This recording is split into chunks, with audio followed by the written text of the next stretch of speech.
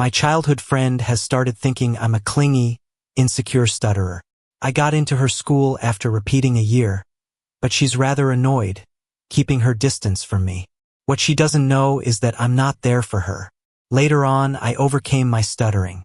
During a speech as the freshman representative, when I sincerely expressed gratitude to the girl I was most thankful for, my childhood friend was shocked and stood up, but someone else held her down. Her roommate smiled brightly. "Step aside, you're in the way of my little brother bringing me flowers." On the day we filled out college applications, Kathy, who hadn't talked to me in ages, texted me first. "Which school did you apply to?" "B University." That's where she was at. Kathy went silent, then replied after a while, "Why did you choose B University?" "Never mind. I'll come to pick you up on the first day of school.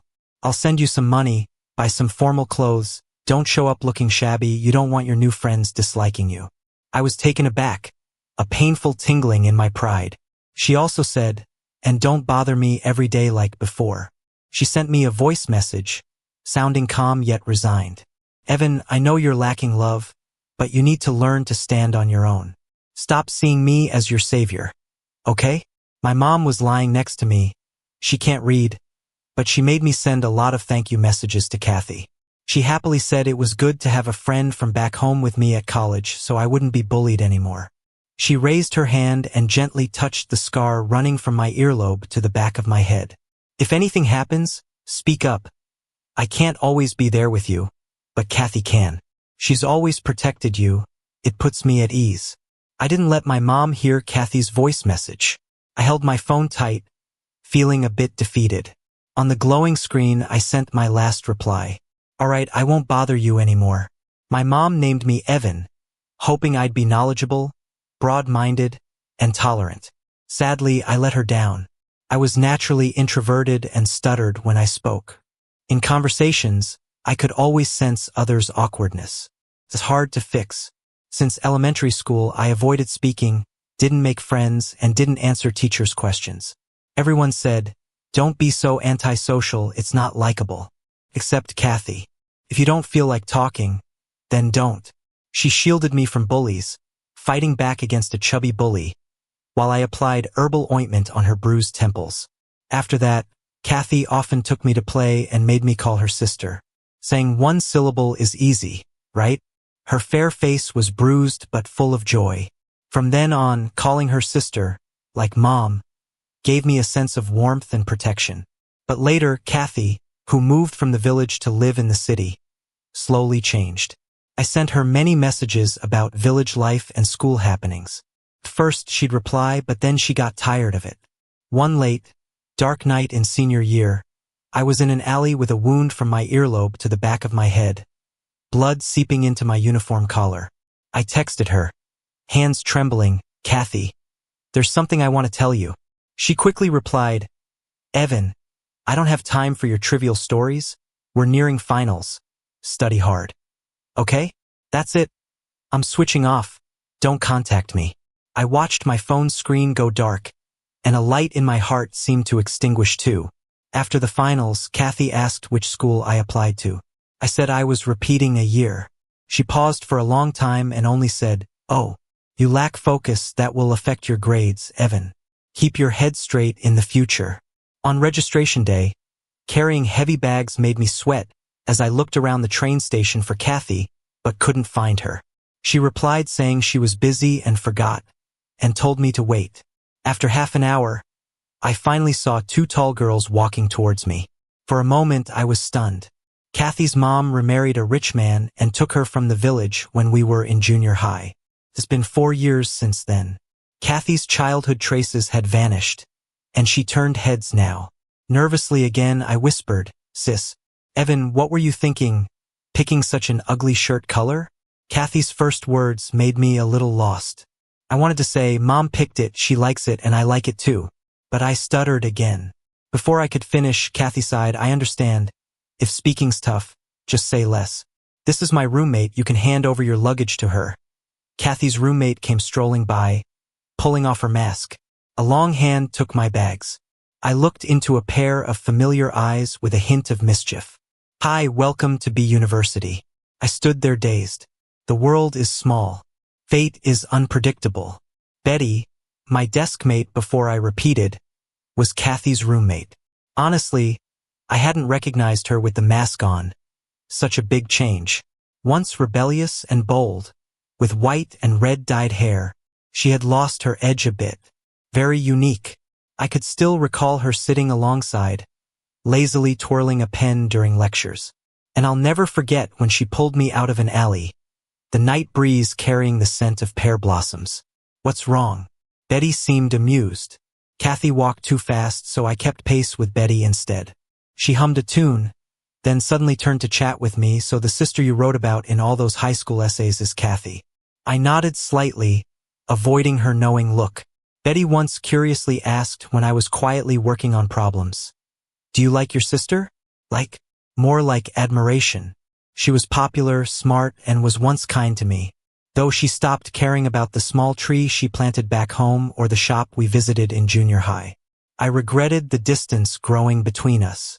Every now and then, she'd abruptly text me, "Seen the latest movie? The lead's amazing. My stepdad gave me plenty of spending money. Want some bubble tea? I'll order." I think she's reminding me that I haven't been forgotten. But Kathy, back here there are no theaters or cafes. Not even delivery. I'm an outdated friend from your past village life. Need my help to win her over? Startled, I met Betty's eyes. She looked earnest.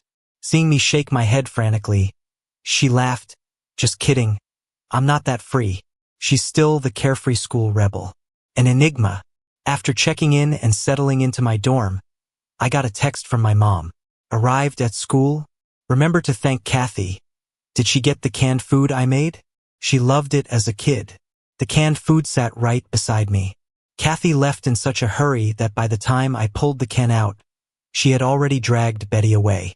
I stayed quiet for a while and replied to Mom, "I'll deliver it later." When I mentioned that Betty was Kathy's roommate, my mom got so worked up she called me. "Evan, you remember what I said, right? Stay away from those kind of sketchy people." I fumbled to explain, "No, Mom, she's really nice. You forgot how she got you in trouble before. Just thinking about it makes me cry. Those heartless—" "Mom!" I couldn't hold back and interrupted her loudly. "It wasn't her fault. She saved me. I've explained this a million times.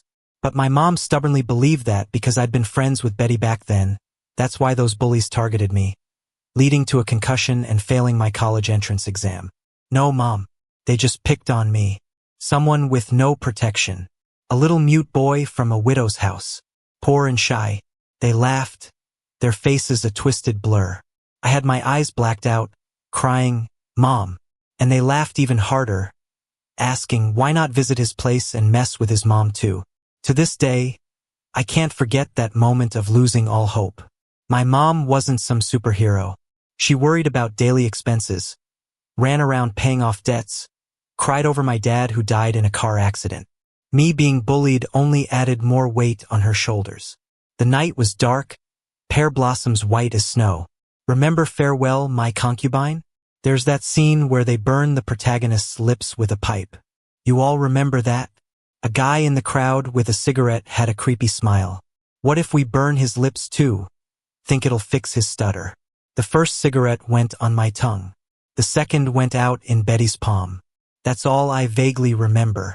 Her earrings shimmered in the moonlight. Look, the pear blossoms fell. She's here. I used to hang out with him a bit as a kid. He was always following me, even now. He scored decent, to be honest. While B University isn't bad, it's definitely not his best choice. Who knows what he was thinking? He's fine, I know what's on his mind. Low self-esteem, craving love, puts me on a pedestal, but I'm not into clingy types, kinda annoying. Kathy was on the phone with someone. I stopped, holding Mom's can, quietly listening in the stairwell. I suddenly remembered when Kathy transferred in middle school and seriously told me, we should keep in touch. Our bond of 7 years is precious. During those years from middle to high school, girls grow the fastest. But their thoughts can change overnight. You want to meet him? Not impossible, but he's got a bit of a condition. Not in his head, it's his speech. He's got a stutter, can't talk. The sunset fell, and my shadow trembled slightly. That's when Kathy saw me. I stood in the shadow looking at her. She hung up, awkward. When did you get here? My mom sent me. Thanks. I handed her the can and turned to leave. But suddenly, she grabbed me. Kathy dropped her voice. I talk casually with my friends. Don't take it to heart. Let's talk it out. I know you've liked me since we were kids, but we're not a match. I've been blunt, I talk to friends like that. You get it? Maybe Kathy thought I'd fall apart. But I just nodded and said, I know. Long ago I stopped caring. But it's funny, with the stutter I couldn't quite explain myself confidently. I don't have those feelings, never did. I won't be your trouble. Kathy looked a bit complex, her movements paused. The air was silent for a bit. Then I asked, Betty, where is she? What for? I looked at Kathy like she was bizarre. Just to thank her for delivering the can? Kathy clicked her tongue. Betting. She'd throw it in the trash after taking it. Is that so? But I remember back when I'd bring food to school. Betty would often playfully ask, Hey desk buddy, gimme a bite of your canned stuff, would ya? I wavered a bit, not sure if her taste had changed. Carefully I asked, what does she like? Come on, Evan. She helped you casually, no need to bug her with thanks, that's annoying. Kathy concluded. This is how lack of socializing shows. I'll introduce you to new friends. Maybe it'll help that stutter. She dragged me to a fancy club. Inside the room, the music was trippy, the crowd lively. A refined-looking guy saw Kathy and warmly greeted. Kathy's here. After 2 glances my way, he looked past me and pouted. Didn't I tell you to bring Betty too? Where is she? Kathy casually raised a wine glass. Don't put me in a spot. She's a tough one. Always fooling people. I felt out of place here. This wasn't my idea of a hangout. That guy came over to chat, handing me a glass of orange drink. He grinned. Hey, I'm Charles. What's your major? I'm broadcasting hosting. He spoke fast. I tried to answer normally. I'm Evan, computer science. Charles burst out laughing. He clinked glasses with Kathy. First time I've seen someone talk like popping words out one at a time. Interesting. Kathy shot me a look. Born like this. No way I can fix it. The lights dazzled. The smell of smoke and alcohol made me uneasy. While taking a breather outside, I opened my phone, staring at the contacts list. Besides Mom and Kathy's names, was a number without a name. I looked quietly for a long time. Suddenly, my shoulder was tapped and I accidentally hit the call button. My phone was too old, the touchscreen wonky. I fumbled to hang up. It was Charles, tapping my back, looking down with pity and amusement. Kathy said to show you a good time. Geez, Charles let me in on his unspoken message. I was never going to fit into their circle. I once asked Betty what city students with money were like. She yawned lazily, pointing to herself. Like me. All a bit non-mainstream? I tilted my head, honestly asking. Red-haired, earring-adorned Betty chuckled, squeezing my cheek, laughing boldly. Just jerks. Charles's scent wafted. Loud music and cheers pierced my eardrums. Suddenly, I missed my hometown's pear blossoms. Missed Betty's faint scent on her collar. Charles lit a cigarette. I'm down to talk. I'm a retake student like you. I was in Kathy's high school class. You came to be university for her. I'm here for someone else. He exhaled a plume of smoke, marveling, seemed beautiful, but not so cocky. I guessed who. I silently listened. Kathy asked me about what kind of girls she's into, and she said she only likes the ones who aren't into her. Charles scoffed. Don't you think that person has issues? I nodded in agreement. He went on. But I have issues too, just like her. Charles glanced at Kathy as she walked towards us. His gaze loaded with meaning. The ones who chase me don't interest me. I want the ones who couldn't care less about me. Kathy casually took Charles's cigarette. I told you not to do that. Aren't you worried about wrecking your voice? She sounded helpless, but not as annoyed as when she made fun of my clothes. Charles joked, you really care about me. Huh? The girl, who was frowning just a moment ago, blushed. She liked him, but he liked someone else. So that's how it was. Before heading back to the room, Charles shot a glance my way. his lips curling like a smug cat. He whispered to me, "See? You're also into someone who doesn't like you back." Pitiful. Charles was a pretty confident guy. I figure it's because he never missed out on anything since he was a kid, and he couldn't stand losing what he thought was his. So even though he saw me as no threat, he still flaunted his territory like a king. Kathy was his. I thought it was a childish move, but I couldn't help wondering, if he knew I really wanted Betty, how would he react? Maybe he'd laugh. Laugh at how foolish I am. My thoughts got interrupted by a ringing phone. Seeing the number, I hit answer without thinking, and my mind went blank. Evan. I heard her tired voice. I let out a sort of aha. She chuckled. A soft sound like a cat's tail brushing over my heart. "Why'd you call earlier?" I stammered. Wrong number." "Really?" "Why yeah, really." She went quiet, and all I could hear was my own heartbeat. After about half a minute of silence, I said, "So sorry for bothering you." As I was about to hang up, she suddenly said, "No bother." I paused. The midsummer night breeze brushed my neck. Her voice was lazy yet gentle. "Talk to me more. I want to hear." After the college entrance exams that year, Betty and I lost touch. Since seeing me almost lifeless in the hospital, my mom stayed close all the time. She loved me, so she hated anyone who hurt me. After she reported it to the police, she heard those thugs say they thought I was the school bully Betty's boyfriend and wanted to mess with me. Who'd blame them? She's so arrogant with her red hair, acting like she's all that. Yet she still lives in this lousy county, looking down on everyone else, dating a stutterer. It's laughable. I heard Betty had to be restrained by several people to stop her from beating up the thugs again. When my mom got back, she peeled apples by my hospital bed, saying nothing. Outside, Betty knocked on the door with a couple of boxes of vitamins, her rebellious hair and earrings looking much dimmer. In a careful tone, she said, "Auntie, I brought these for Evan." My mom interrupted. "I'd prefer if you didn't show up anymore. Please? I'm begging you," she said. A long, silent pause followed. I just remember the cicadas droning that day, every part of me aching deeply, and my mom's tears scalding my hands. An indescribable sadness sat heavy like a fog cloud in my chest. Stubborn, unyielding, unforgettable. During my repeat senior year, her picture stayed up on last year's honor board. I passed by it repeatedly, sometimes just staring. When the evening study bell rang, the last light in the sky lingered on her cold brow. I softly murmured, "B University. Betty. Long time no see." I had rehearsed those words endlessly, with no stutter, and also "thank you." But before I could say them, a tipsy girl bumped into me. "Let's meet." "I'm in Kathy's class. Don't be shy," she said, putting her hand on my shoulder. I abruptly shook her arm off, glaring coldly. The girl mumbled something about me having a bad temper before leaving. I returned the phone to my ear. I heard Betty ask leisurely, "Where are you?" "White Moon at a club. With your Kathy." I answered honestly, "Yeah." There was a 2-second pause on the other end before Betty hung up abruptly. I sat there dumbfounded.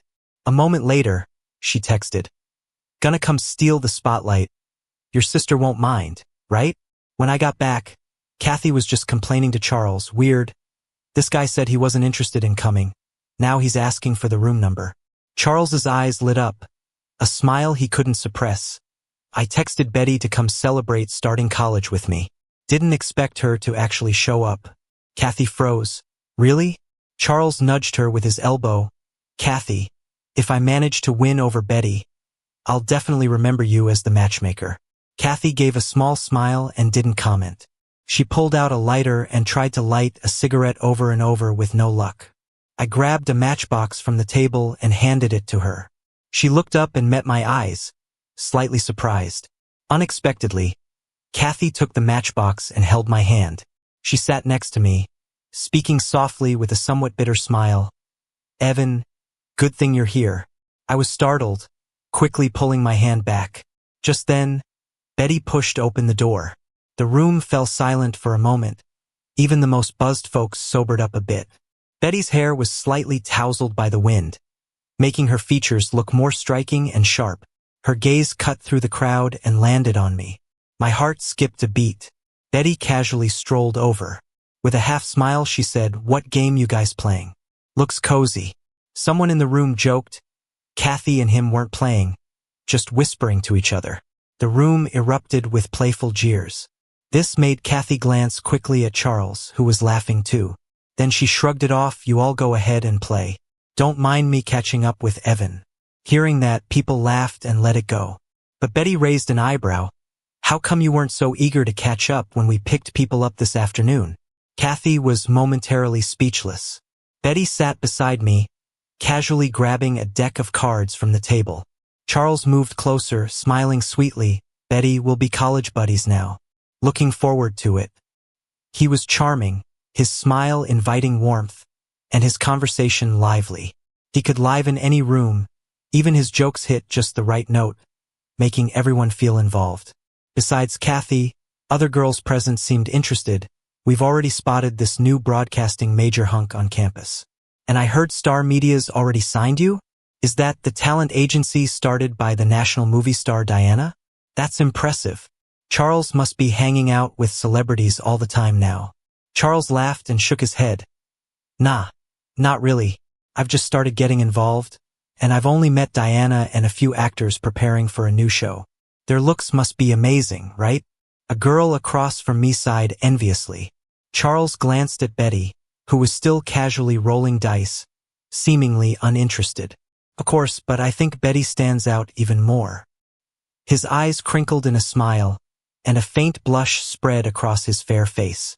Anyone could see who Charles had his eyes set on. Everyone exchanged knowing glances, while Kathy sipped on her drink, minding her own business. Only Betty seemed indifferent, leaning back on the couch as she turned to me. "What do you think? Do you think I'm pretty?" She was so close. Close enough for me to clearly see my baffled reflection in her deep black pupils. Everyone stared at me, that skin-crawling feeling reminiscent of Betty's first day at our high school. She had boldly asked at the podium, "Who's number one here?"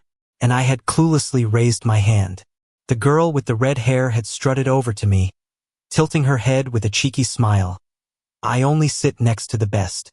Her carefree demeanor, disregarding others, hadn't changed a bit. I put down the watermelon slice I'd just bitten into and nodded awkwardly, agreeing with her. Betty's smile widened, while Charles's expression turned a bit odd. He looked down. When he glanced back up, the conversation had shifted away from Betty. He lifted his glass to me with a smile. "We've been talking a lot, but we haven't properly introduced you. I'd love to hear you talk. You look so sweet, and your voice is so nice." Malice. I felt Charles's malice instantly. He reminded me of those kids who bullied me in elementary school. "Teacher, Evan knows the answer to this question. Let him explain." I was young then, too naive to understand malice. But I remember standing at the blackboard, trying to explain, while everyone stifled their laughter. Even the teacher. After that, I refused to answer questions. I became aware of who was giving genuine encouragement and who just wanted to embarrass me. Charles looked at me with a grinning gaze, unknowingly pulling others along. "Yeah, come on, we're all here to make friends." Kathy said in my ear, "Charles is giving you a chance to shine. Just introduce yourself. Don't be so antisocial." "Don't be antisocial, it's not likable." Now even Kathy was saying it. It was almost laughable to me. The first life lesson I learned was acceptance. Accepting my own flaws. "My name's Evan." I spoke calmly, though my pauses showed some effort. "That's it? Just a name?" Charles sighed. "Too little, Evan, at least share your hobbies or something." I looked at him. "I refuse." The second life lesson. Firmly refuse when someone's request is offensive. Some people started whispering to each other. Kind of weird personality. Small-town narrow-mindedness, emotionally clueless. Though spoken quietly, I heard it, and so did the others at the table. Charles kept smiling, while Kathy stayed silent like the others. In the silence, I had a realization. "Wow, you're all so annoying." I was surprised. I looked by my side at Betty, who voiced my thoughts out loud. The atmosphere grew even quieter, making Charles's smile freeze. Betty's glance swept over everyone, finally landing on the guy who'd mocked my narrow-mindedness. Though Betty wasn't wearing earrings or sporting that fearless red hair, she reminded me of her rebellious high school self, defying the world. Could anyone actually feel superior just because they were born in a city? The guy looked embarrassed. Betty, I was just joking around. Besides, he is emotionally clueless and stammers a lot. Probably something's wrong with his head. With a bang, a wine glass was slammed onto the table. What were your scores in the college entrance exam to judge his intelligence? Betty's eyes narrowed, and her lips curled sarcastically. The guy in front of you is the top-scoring newcomer this year, awarded a 100,000 yuan scholarship personally by the county mayor with full tuition waived for all 4 years at B University. She articulated each word clearly, as if slapping the guy with every sentence. And you? You were born into an affluent city life, enjoying top-notch resources from a young age, and even had lower college entrance requirements. Yet your parents still had to pay to get you into a high-cost special program at B University. Who's really got the problem here? Was the third life lesson Betty taught me. Hit where it hurts. In the gray county town, she was a splash of bright, unapologetic red. And in this city full of pretense, she was still the same. Thank goodness for that. That night, the party ended awkwardly. But I felt happy.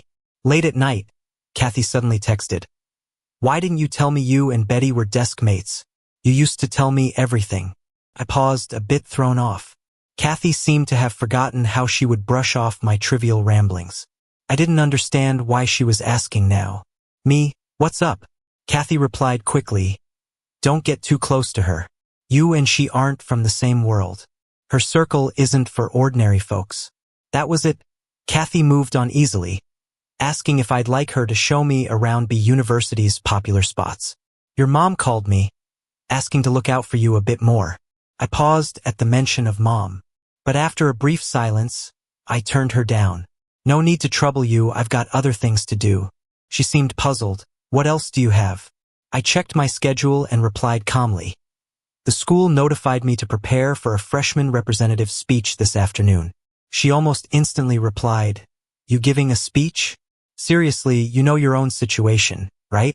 I suggest you let the school know sooner to swap someone else, or it'll just be awkward for everyone." Kathy naturally assumed I couldn't handle it, just like when she stayed silent during the criticism about me earlier. Annoying. Growing up, she and mom consoled me, telling me it was okay, even if I didn't talk much. Kathy would say it was okay to accept my flaws. They assumed I couldn't fight back, so they were sure I didn't have the guts to do it. That was until a loud redhead stormed into my boring life. She said, "I'm gonna beat you and become the new number one." She was immature, carefree, and a bit over the top, but she sparked an excitement in me that I'd never felt before. Later in the monthly exam, I proved my strength. She came second by just 1 point. I walked through the crowd checking the results, heading back to class. And there was Betty, hanging over the second floor railing, smiling down at me. "Did I do well or what?" "I almost caught up to you," she said. I held my head high, smiled back at her, and gave her a thumbs up. I said, "I'll wait for you. Challenge me again." The tree shadows swayed, and the sun was just right. I heard someone ask Betty, "Why's your face red? It's almost fall and it's not hot." She turned quickly, her ears slightly red too. She said it was because of my smug grin. I think that's when I learned something important. I've got to stand up for myself. The ceremony would be held in a month, and honestly, a month can't change much. Stammering is a muscle habit issue, with some self-esteem problems thrown in. But I remembered in the unnoticed corner of morning reading, my words flowed smoothly. I didn't need the speech to be groundbreaking. I just wanted it to go smoothly, just like reading normally. 2 days after signing up, I started hitting the park next to B University every afternoon at 5, after military training, to read my speech in an empty little pavilion. Betty was my only audience. I asked her to come. "Why not bring Kathy instead of me?" she asked, resting her chin on her hands, smiling across from me. "Why? Trust and friendship." She wouldn't laugh at my efforts. But I countered, "Do I annoy you?" She looked down. "I'm just afraid you'll only call me this one time." The first attempt didn't go well as expected. I bowed my head, silently marking problematic parts. Being down was inevitable. But then some epic music playing in my left ear pulled me back. Betty had put one earbud in, her fingers scrolling through her music list. She laughed, "Add some background music. It'll speed up your progress, believe it?"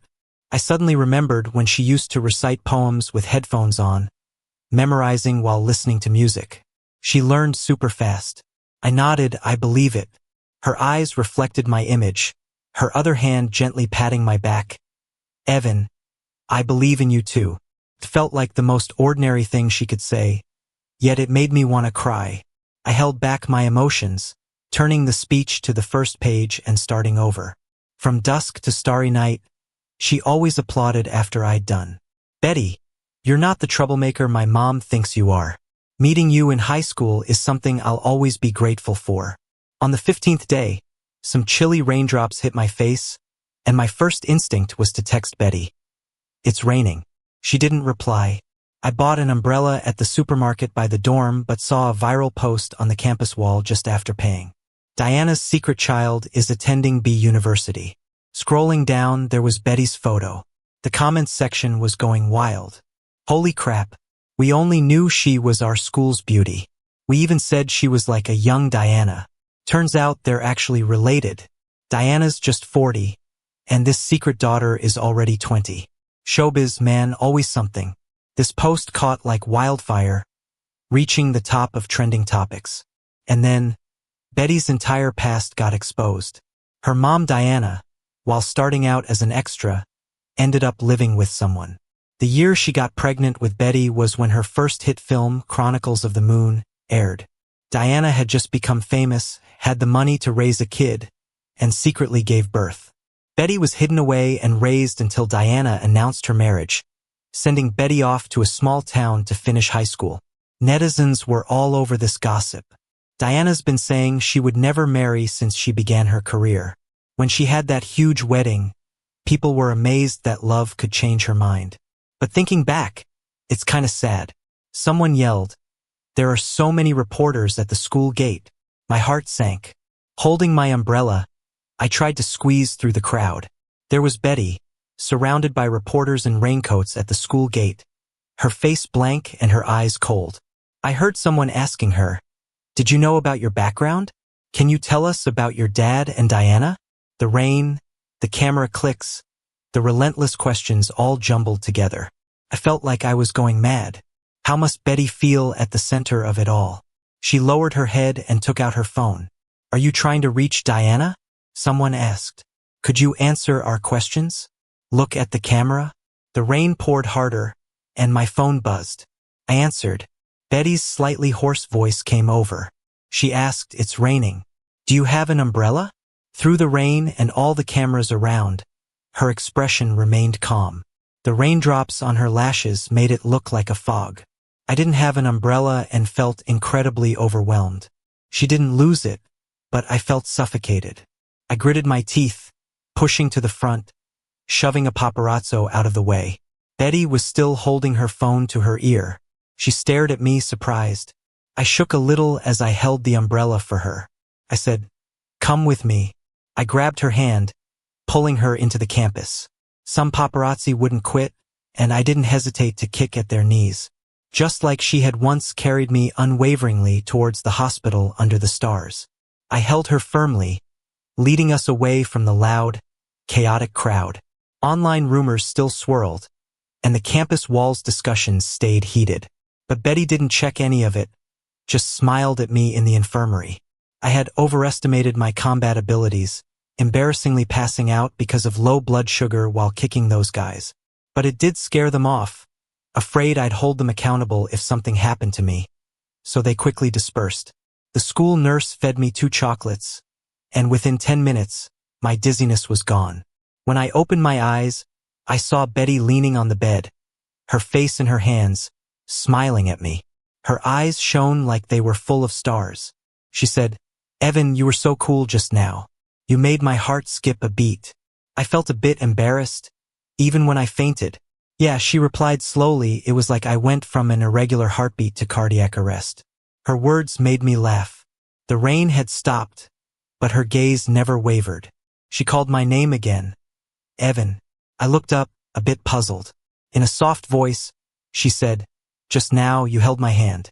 A gentle breeze blew, and the soft light outside fell on her hair. I couldn't meet her eyes. Her slender fingers opened, cautiously suggesting, honestly asking, "From now on, can we hold hands every day?" Diana finally released a statement at midnight, acknowledging Betty's existence and warning paparazzi to stop invading normal lives. Even more shocking, after announcing her divorce, Diana had returned to her hometown, and Betty took a week's leave following that. In the days she was gone, I found out that Charles's roommate had posted on the campus wall. She claimed Charles mentioned it in passing. In passing? I didn't believe it. On the 20th day, Charles appeared on my way back to the dorm with a smile on his face. He stopped me. "Kathy says you still insist on giving speeches. You're really determined. Want me to teach you how to talk, stutterbug?" Seeing that I ignored him, Charles chuckled. "You know, even if you were the first to get a chance to speak, you'd mess it up with your stutter. No matter how hard you try, you'll never get what we get so effortlessly." I stopped. "You all?" He raised an eyebrow. "Don't get it? You should know well. You've studied hard for years to get a $100,000 scholarship, and my dad could just hand me a watch worth the same. Kathy got more than $100,000 worth of gifts for her 18th birthday. That's the difference between you and us. Of course, Betty will be one of us too." Charles leaned in, saying each word slowly. "She will reconcile with her mom, inherit the family business. She's one of us already. I helped her come around." He looked quite smug. "Dude, you're the busiest body I've ever met." Seriously eye-opening. A cold female voice broke in. Charles froze. I pulled out my phone from my pocket. Just as he arrived, Betty and I were on a video call. She spoke irritably in the call. "Evan, can you give him a smack for me? I'm gonna lose it." Betty absolutely despises Diana. She says the grass on her dad's grave is 2 meters tall, and only now this woman acts all emotional. It makes her sick. Charles hit Betty's weak spot with precision. Charles desperately tried to explain. "It wasn't me who posted it. I just accidentally told my roommate." At that moment, I obediently listened to Betty and gave Charles a big slap, then turned and ran. Betty was stunned that I really did it. She was dumbfounded for a bit, just letting out a surprised wow. "That was loud. Did your hand hurt?" Finally, she mumbled to herself, "I gotta get back to school soon." She worried someone would retaliate against me but couldn't get a timely flight, so she hired a long-distance taxi rushing back to Big University from her hometown. Halfway through, she also told me that Diana found out it was Charles who spread the info and decided not to sign him. While waiting for Betty to return, Kathy showed up in front of me first. In the dining hall, she sat next to me with a wanting to say something look. I could guess she wanted me to apologize to Charles. After all, I hit the guy she liked. I didn't expect she just hesitantly asked, "Did you and Betty start dating?" I said no. She visibly relaxed. "I knew you two wouldn't work." I paused and added, "But soon." Kathy froze. She poked at her plate, not eating. She asked how long I've liked her. For a long time. I didn't want to elaborate to Kathy. "So you got into Big University for her?" "Yes. And also because the U offered me a tuition waiver." Kathy let out a light laugh, laced with unexplainable bitterness. "You've changed a lot. We've known each other for," she calculated, 11 years, right? "In my memory, you were so obedient when you called me sis. Like I was your guide. One wave and you'd be beside me. Later in high school, someone saw you texting me. They said you had a crush on me. They laughed and called you a simp. I felt really uncomfortable. So she distanced herself from me. When I was young, I linked that discomfort to you being annoying, dull, so I disliked you. Liking me felt like a bizarre shame to me, actually." Her eyes trembled slightly. "I hated being from the same lower-class background as you. Hated those peers who had seen the world since childhood mocking me for being tasteless like a nouveau riche. I worked hard to strip away my past, to socialize, to fit into their circles. I finally blended in, but going to college introduced me to someone who shattered my understanding. It seemed Kathy wanted to air all she had buried in her heart over the years. She said, "I was really jealous of Betty. She just stood there, doing nothing, saying nothing, and people gathered trying to be friends. And she could nonchalantly yawn and walk away. The guy I liked had a crush on her at first sight, saying she was more appealing than me. Betty was indeed captivating because she excelled at being herself." Kathy said that at the welcoming party, seeing Charles chasing after Betty, she suddenly felt it was pointless. She said watching me sitting quietly reminded her of her younger self new to the big city. And she held my hand, hoping to be my guide again. "Why don't we go back home together in a few days? I missed those pear blossoms and Auntie's cooking." I listened quietly. She watched me with hopeful eyes. I didn't answer, just lowered my head, showing her the scar behind my ear. That day I was slammed against the wall. A metal piece on it sliced my earlobe. Only a small strip of skin kept it attached. Just that bit saved part of my ear from falling. I had a concussion, barely bundled with bandages. Taking the exam but fainted, had to be carried out. That's why I had to repeat the year. I slowly explained to Kathy. Not because I was indecisive, not because I didn't understand myself. Kathy was speechless. I didn't know. But just like she said, I've changed a lot.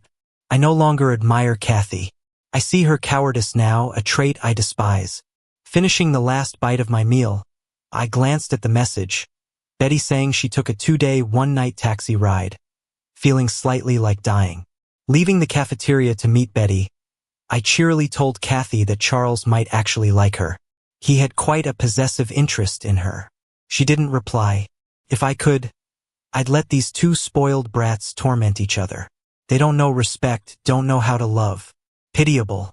On the 29th day, Betty dyed her hair a bold red again. Beautiful and eye-catching.